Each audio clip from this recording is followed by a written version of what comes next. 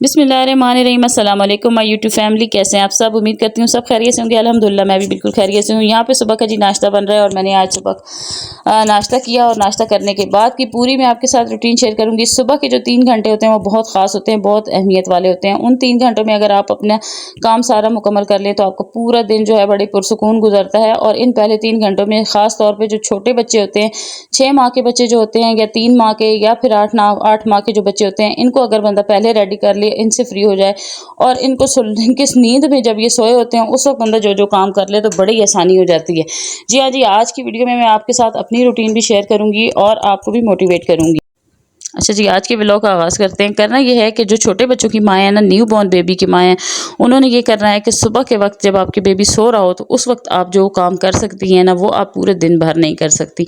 मैं भी ऐसे ही करती हूँ कि सुबह के वक्त उठ के पहले मैंने बाहर अपनी जो है नमाज़ पढ़ी। और न्यू बॉर्न बेबी की माँ जो है वो ज़्यादातर जो है ना नमाज़ सुबह की तो बिल्कुल नहीं पढ़ सकती हैं, बड़ी मुश्किल से टाइम मिले तो पढ़ती हैं। उसकी वजह ये होती है कि उनके पास से उठते जाओ ना तो उनकी फ़ौरन आँख खुल जाती है बच्चों की, और जब वो छोटा बेबी उठता है तो सारे घर की नींद डिस्टर्ब हो जाती है और सब शोर मचाते हैं, जी हमारी नींद भी आपने ख़राब कर दी। तो इस चक्कर में जो है ना फिर उनके साथ लेटे रहना पड़ता है। यहाँ पे जी सुबह का नाश्ता किया, उसके बाद मैंने सबसे पहले तो सुबह उठ के मैं मौका मिले तो नमाज़ ज़रूर पढ़ती हूँ। उसके बाद जो है अपना नाश्ता अपने बच्चों के लिए, बड़े बच्चों के लिए बनाया, उनको खिलाया और साथ में हम माँ बेटियाँ जो है अपने काम में लग गई। 2 बेटियों को मैंने बाहर लगा दिया कि आप पानी भरें और मैं अंदर की जो है ना किचन की डीप क्लीनिंग भी करूँगी और साथ में अपनी छोटी गुड़िया को भी मुझे साफ़ को सफाई करनी होती है। वो अभी अपने बाबा के पास सो रही थी तो इसलिए मैंने जो है ना अपनी बेटी के साथ बाहर थोड़ी सी उसकी हेल्प की पानी भरने में। वैसे तो बाहर का सारा काम मैं खुद करती हूँ, लेकिन अगर छोटी साहिबा उठ जाएँ अबीर फातिमा तो फिर जो है मुझे उसके मुताबिक रूटीन बनानी पड़ती है। आज वो अभी तक सो तो रही थी लेकिन किचन का बहुत ज़्यादा काम था, किचन में बहुत ज़्यादा बर्तन थे और बच्चियाँ जो है आपको पता है आजकल बच्चियाँ बर्तन धोने से बहुत जो है ना भागती हैं।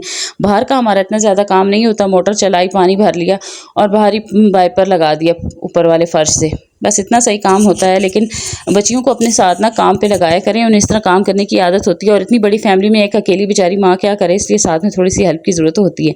यहाँ पे छोटी गुड़िया मेरी उठ गई थी नाश्ता करने के बाद, फिर मैंने उससे साफ़ किया, उसके नैपी चेंज की, पैम्पर वगैरह उसे नहलाया, साफ़ किया और यहाँ पे जी उसके कपड़े चेंज किए मैंने। और सारा दिन मेरी छोटी गुड़िया के कपड़े चेंज होते हैं क्योंकि सब बहन भाई उसे अपनी अपनी मर्ज़ी के कपड़े पहनाते हैं, क्योंकि बड़े बच्चे जब बड़े हो जाते हैं ना तो उन्हें छोटा बच्चा खिलौना लगता है और वो मेरी छोटी बेटी अब खिलौना ही है। सब अपनी अपनी पसंद के उसे कपड़े पहनाते हैं, एक बेटी एक अपनी पसंद का बनाती है, दूसरी दूसरा पहना देती है। तो बस इसी चक्कर में पूरा दिन बड़ी पुररौनक और खूबसूरत गुजरता है। अच्छा जी, उसके बाद मैं आ गई थी किचन में। अब मैं आपके साथ अपने किचन की और कुछ मोटिवेशनल बातें शेयर करूंगी और साथ में आज आपने मेरे ना वीडियो पे बने रहना है क्योंकि आज आपके साथ मज़ेदार किस्म की ज़बान के गोश्त की जो है ना कढ़ाई शेयर करूंगी। अब आप सोच रहे होंगे ज़बान के गोश्त की कढ़ाई कैसे बनती है या कौन खाता है। ज़्यादातर लोग जो है ना ज़बान के गोश्त से नफ़रत ही करते हैं, इस वजह से करते हैं कि क्योंकि उसको ना ऊपर उसके जो झिल्ली होती है ज़बान के गोश्त के ऊपर, उसकी वजह से उसे कोई खाता नहीं है। और कुर्बानी के गोश्त में भी ज़बान की बोटियों को और ओजरी की बोटी को अलग निकाल दिया जाता है। हर एक की कुर्बानी के गोश्त के शॉपर में एक ओजरी और एक ज़बान की बोटी होती है, घर में से कोई स्पेशल कलेजी की तरह नहीं पकाता। तो आज मैं आपके साथ इतना मज़ेदार सा तरीका शेयर करूँगी जिससे आप जो है ना ज़बान के गोश्त की जो कढ़ाई है ना वो आप एक बार बना के खाएंगे तो आप कहेंगे खाते रहें, इतनी वो मज़ेदार बनती है। और यकीन माने ज़बान के जो गोश्त होता है ना वो एक जूसी बोटी होती है, वो एक इतनी मज़ेदार किस्म का उसमें रस होता है, रसीली बोटी होती है। उसकी सफाई मुकम्मल, उसकी पकाई सब कुछ आपके साथ शेयर करूँगी। आपने सिर्फ इतना करना है कि मेरे चैनल को सब्सक्राइब कर देना है, वीडियो को लाइक कर देना है और हो सके तो शेयर भी कर दीजिएगा।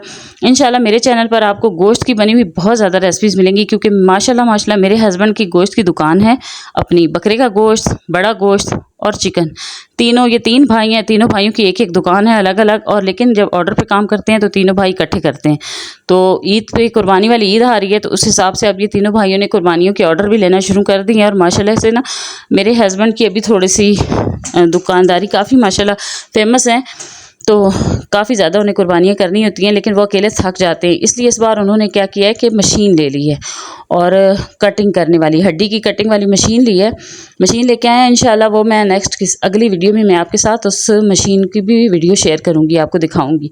यहाँ पे मैं किचन की डीप क्लीनिंग कर रही थी, चूल्हों की सफाई कर रही थी। अच्छा, ये डीप क्लीनिंग मैं ना तकरीबन 2 से 3 दिन के बाद तो लाजमी करती हूँ क्योंकि चूल्हे हैं बड़े प्यारे नए और इनकी अगर सफाई नहीं करेंगे तो मर्द की कमाई का क्या फ़ायदा। जब मर्द का तो काम होता है कमा के लाना, आगे से बीवियाँ जो होती हैं वो अपनी चीज़ों को सही नीट एंड क्लीन करके रखें, उनकी केयर करेंगी तो ही जब आपकी बेटियां आपको देखेंगी ना इस तरह काम करते हुए, तो उनमें भी ये आदतें तभी आएंगी।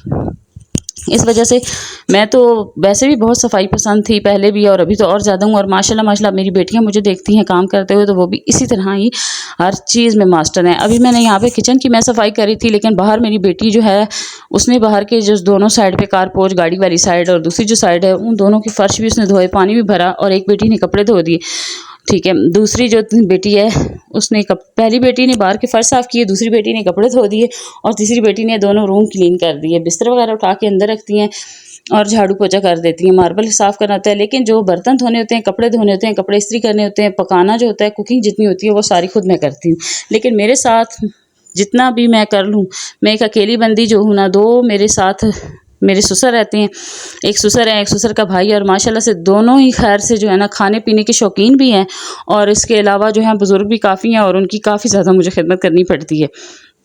साथ में बच्चे भी होते हैं। कई दिन तो बड़ी घबरा जाती हूँ, थक जाती हूँ, दिल तो चाहता है कि यहाँ से छोड़ के सबको भाग जाऊँ। अपने हस्बैंड पे गुस्सा निकालती हूँ कि आपने जो है मुझे फंसा दिया है। गुस्सा इस वजह से आता है क्योंकि 4 बच्चों के साथ एक अकेली मैं हूँ, आखिर मैं भी तो इंसान हूँ ना, थक जाती हूँ।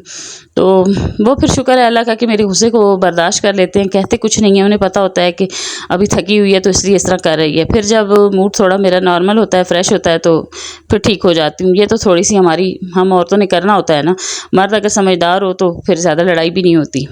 अच्छा जी, यहाँ पे फिर मैंने किचन की डीप क्लीनिंग शुरू कर दी, और सारे किचन को अभी मैं साफ़ करूँगी, और साफ़ करने के बाद सारे बर्तन धो के अपनी साइडों पे रख के उसके बाद मैं कुकिंग करती हूँ। अच्छा जी, आपने करना क्या है कि अगर इन बंदा ना एक दिन पहले कि आप अपनी ना जो सुबह की रूटीन आप सोच लें कि आपने इसके बाद ये काम करना है, इसके बाद ये करना है, तो बड़ी आसानी हो जाती है। आप रात को ही प्लान कर लें नेक्स्ट डे आपने क्या पकाना है। जैसे कि मैं अभी रात को मैंने अपने हस्बैंड को शाम के टाइम फ़ोन कर देती हूँ कि आप सुबह के लिए जो है ना कुछ भी दाल सब्ज़ी पकानी है तो वो ले आएँ, गोश्त लाना है तो वो ले आएँ, तो वो शाम के वक्त मैं सारी चीज़ें मंगवा लेती हूँ। नेक्स्ट डे सुबह की मेरी रूटीन बन जाती है। अगर सुबह के वक्त मुझे चने पकाने हो तो मैं रात को नहीं भिगो के रख देती हूँ, सुबह के लिए मैं रात को ही आटा गूँध के रख देती हूँ।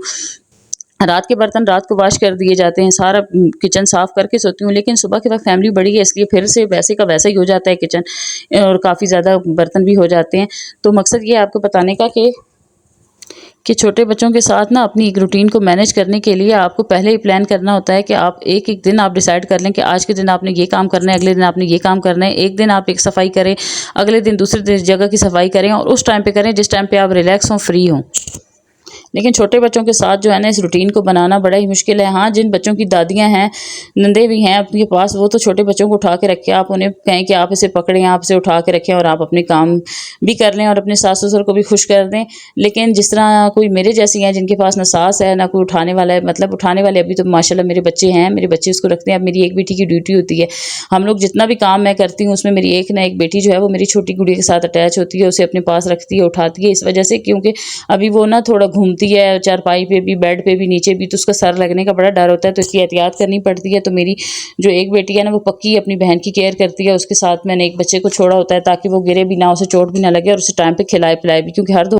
अच्छा जी, यहाँ पे मैं ना आप ज़बान के गोश्त की बोटियों की सफाई करी थी। इसका तरीकाकार ये है कि आपने एक पैन में पानी डालना है, और उसमें सिरका और नमक डाल के पानी को बॉयल आए तो उसमें आपने ज़बान की जो ये गोश्त की बोटियाँ जो होती हैं ना, ये ज़बान की बोटियाँ, इनको आपने बीच में डाल देना है। इसको आपने तकरीबन 5 मिनट तक बॉयल दिलवाना है, और बॉयल दिलवाने के बाद आपने इसको जो है स्ट्रेन कर लेना है, और पानी से, ठंडे पानी से आपने इसको धो लेना है। उसके बाद तेज़ छुरी लेनी है, और तेज़ छुरी की मदद से आपने इसके ऊपर से जितना ये इसका छिलका है ना बड़ी आसानी से पील हो जाता है।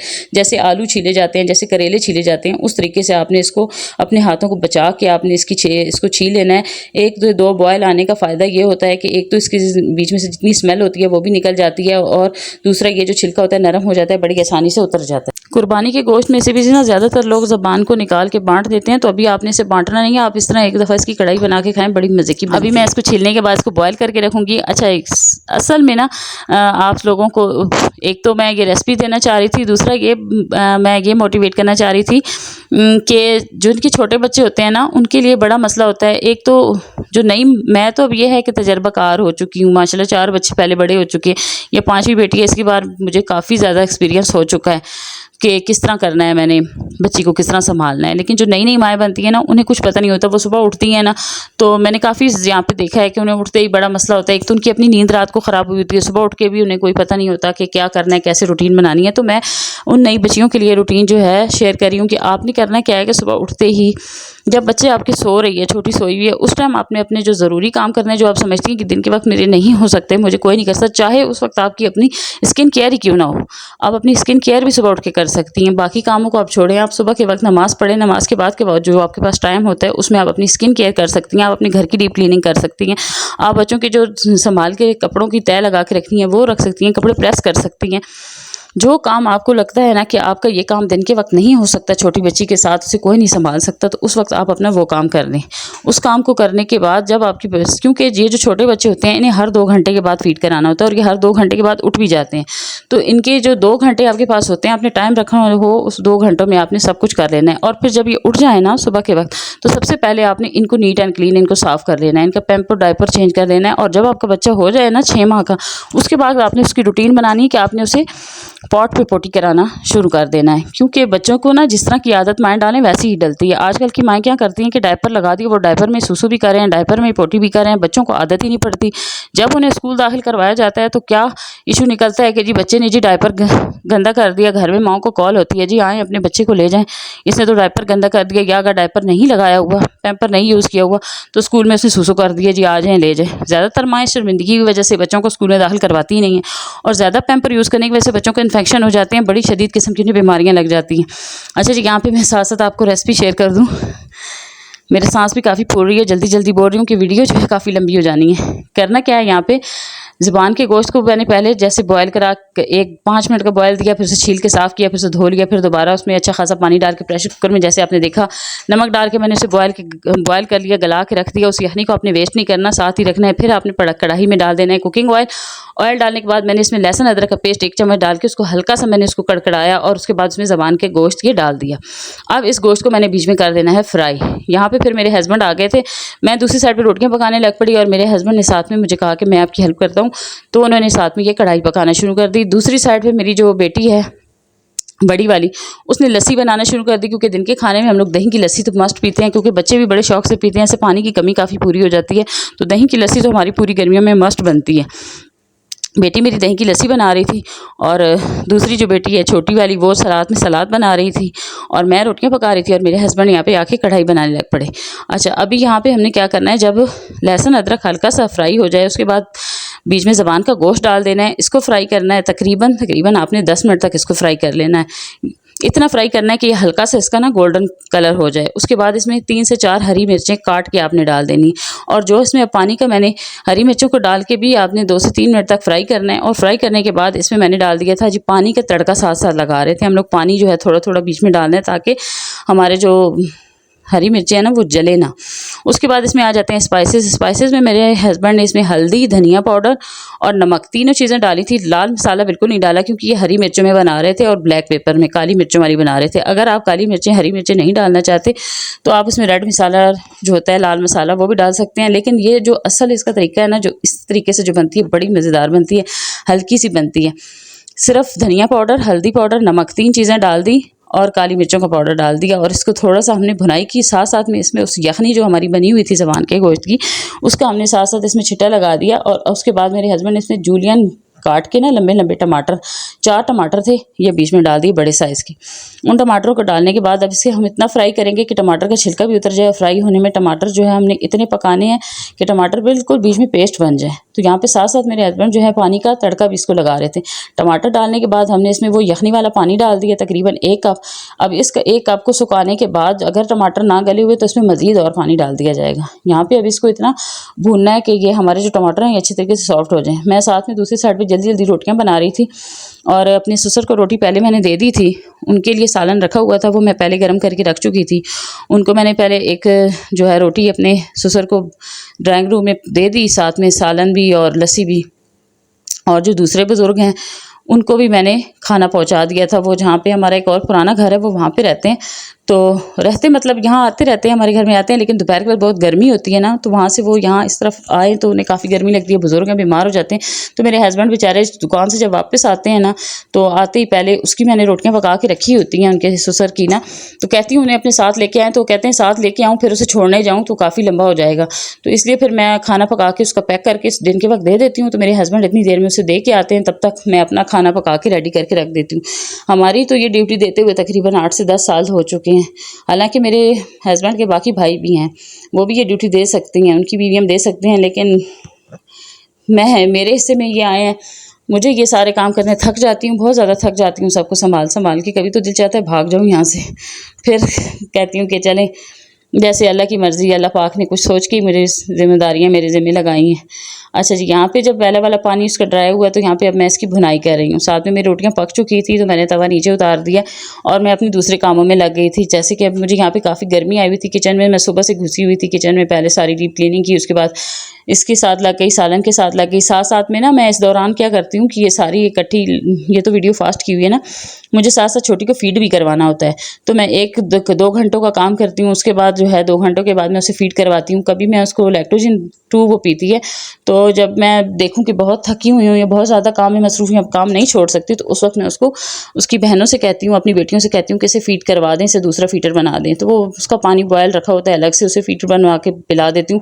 अभी तो उसकी भी जिम्मेदारी मेरे साथ है, वो 8 माह की होगी, उसे क्या क्या चीज़ें खिलाती हूँ, किस टाइम पे खिलाती हूँ, उसकी क्या रूटीन बनाई हुई है, इंशाल्लाह वो भी मैं आपके साथ जो है ना शेयर करूँगी। मेरे चैनल पे आपको हर किस्म की मोटिवेशनल वीडियो मिलेगी।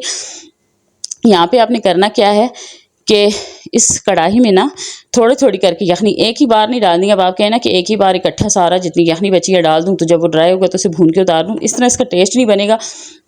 दूसरी बात ये है कि हो सकता है आपके जो टमाटर हैं वो ज़्यादा नरम हों, तो वो पहले स्टार्टिंग में ही जल्दी से गल जाएँ और उसकी भुनाई हो जाए। यहाँ पे हमारे जो टमाटर थे ना वो थोड़े से कच्चे से थे, तो वो सॉफ्ट नहीं हो रहे थे, इसलिए मेरे हस्बैंड को ज़्यादा मेहनत करनी पड़ी। वो बार बार थोड़ी थोड़ी देर के बाद इसमें यखनी वाला पानी डाल के इसकी भुनाई करते गए और एंड में इसमें हमने गरम मसाला और काली मिर्चों का पाउडर डाल दिया था। यहाँ पे अब इसका पानी बिल्कुल ड्राई हो गया और इतनी इसकी लुक खूबसूरत है ना, देखने में ये खूबसूरत, इतनी खाने में मज़ेदार थी, इतनी मज़े की इसकी जूसी बोटियाँ थी। तो ये था हमारा आज का व्लॉग। उम्मीद है आपको मेरी वीडियो पसंद आई होगी। यहाँ पे हम सब अब खाना खाने लगे हैं, आप भी आएँ खाएँ और मुझे दुआ में याद रखें। इजाज़त दीजिए, अल्लाह हाफिज़।